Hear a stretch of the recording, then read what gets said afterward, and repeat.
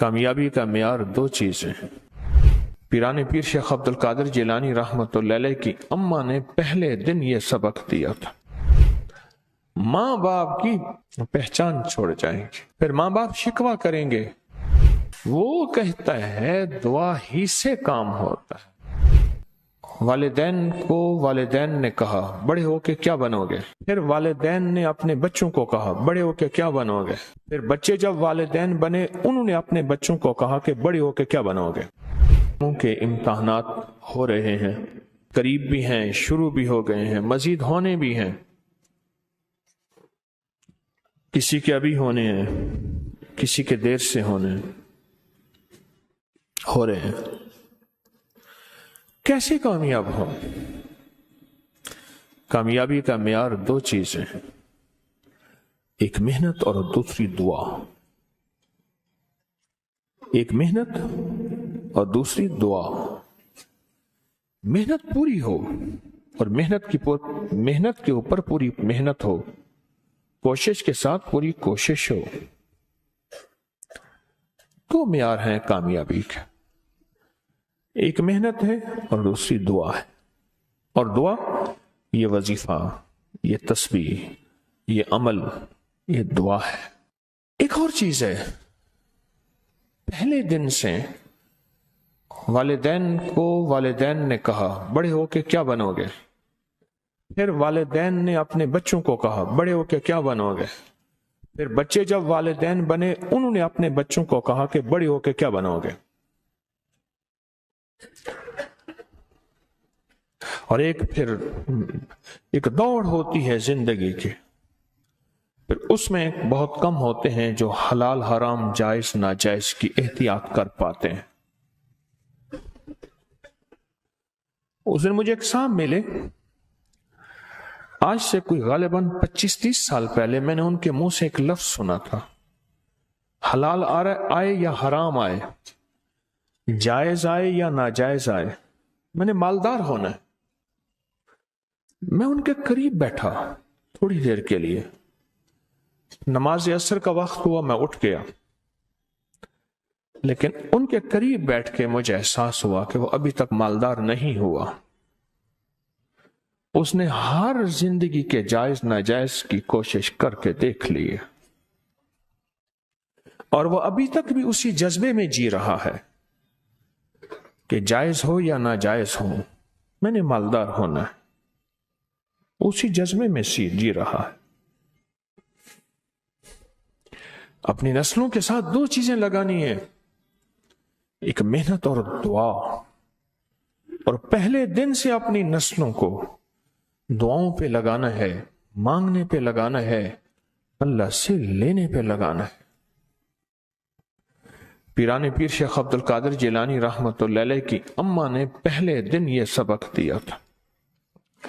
بچہ جب مکتب میں جانے کے قابل ہوا تو آ کے کھانا مانگا پہلے دن، اماں کھانا، کہا بیٹا اللہ سے مانگو، 2 نفل پڑھو حاجت کے، دعا مانگو کہ اللہ مجھے کھانا کھلا دے، اللہ مجھے پانی پلا دے، اللہ میرا پیٹ بھر دے،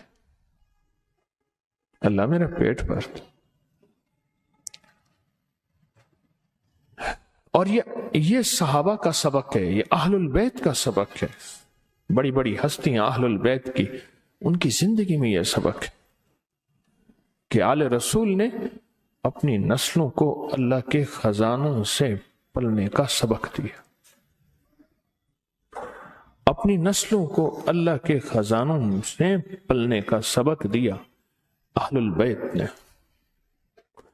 بڑے بڑے صحابہ نے، بڑی بڑے اولیاء نے اپنی نسلوں کو اللہ سے پلنے کا سبق دیا کہ اللہ پالے گا، اللہ کھلائے گا اور اللہ پلائے گا، اللہ کھلاتا ہے اور اللہ پلاتا ہے۔ بڑی بڑی ہستیوں نے یہ زندگی کا سبق دیا۔ اب بچہ آتا تھا، اماں طاق میں کھانا رکھ دیتی تھی، آ کے اللہ سے مانگتا تھا، نفل پڑھتا، دعا مانگتا، اماں کہتی اللہ نے کھلایا ہے اور کھلاتا بھی اماں بھی تو جھوٹی نہیں تھی، اماں بھی تو سچی تھی کہ اللہ ہی کھلاتا ہے۔ ایک دفعہ اماں کہیں گئی، کھانا رکھنا بھول گئی، اور بچے کے مکتب سے واپس کا وقت آیا۔ اماں ایک دم پریشان کہ ہائے آج میرے بیٹے کا یقین ٹوٹ جائے گا، آج میرے بیٹے کا یقین ٹوٹ جائے گا۔ اماں تو کہتی اللہ کھلاتا ہے، اماں تو کہتی اللہ پلاتا ہے، آج میرے اللہ نے مجھے کھلایا پلایا نہیں ہے۔ اماں بھاگی بھاگی آئی تو بچہ کہنے لگا ماں آج تو بڑا لذیذ کھانا تھا، بڑا پر لطف کھانا تھا۔ اماں نے کہا کیسے، کہاں سے ملا؟ اماں جہاں سے روز ملتا ہے، میں نے آ کے اللہ سے مانگا، میں نے آ کے اللہ سے مانگا، اور اللہ نے مجھے آج کوئی خاص مزیدار اور پر لطف کھانا کھلایا۔ نسلوں کی تربیت یہ ہوتی ہے، نسلوں کو دو چیزیں دینی ہیں، محنت بھی دینی ہے اور دعا بھی دینی ہے۔ یاد رکھنا، اگر محنت دی اور دعا نہ دی، اللہ اس کے حبیب کا قرب نہ دیا، محمد آل محمد اصحاب محمد کا قرب نہ دیا، تو اس کا نقصان کیا ہوگا؟ وہ نسلیں خود ماں باپ کی پہچان چھوڑ جائیں گے، ماں باپ کی پہچان چھوڑ جائیں گے۔ پھر ماں باپ شکوہ کریں گے، اتنی تعلیم پہ خرچ، اتنی اولاد پہ خرچ، اور اولاد نے ہمیں پہچاننا چھوڑ دیا، گھر سے نکال دیا۔ کئی میرے پاس کیس آتے ہیں، یا پوچھتے نہیں، ان کے اندر احساس ہی نہیں ہے، ایسے دیکھ کے اپنی زندگی کی موج اور مستیوں میں چلے جاتے ہیں۔ اگر دعا کی محنت کا یقین ہوگا کہ دعا سے بھی کام بنتا ہے، اور جو جیل میں چلا جاتا ہے، اب ایک لفظ کہنے لگا ہوں، ذرا غور سے سنیے گا، جو جیل میں چلا جاتا ہے اور ساری سفارشیں اور سارے وکیل اور سارا نظام بے بس ہو جاتا ہے، تو پھر وہ کہتا ہے دعا سے بھی کام بنے گا۔ وہ یہ لفظ نہیں کہتا، وہ کہتا ہے دعا سے ہی کام بنے گا، اور دعا ہی سے کام بنے گا۔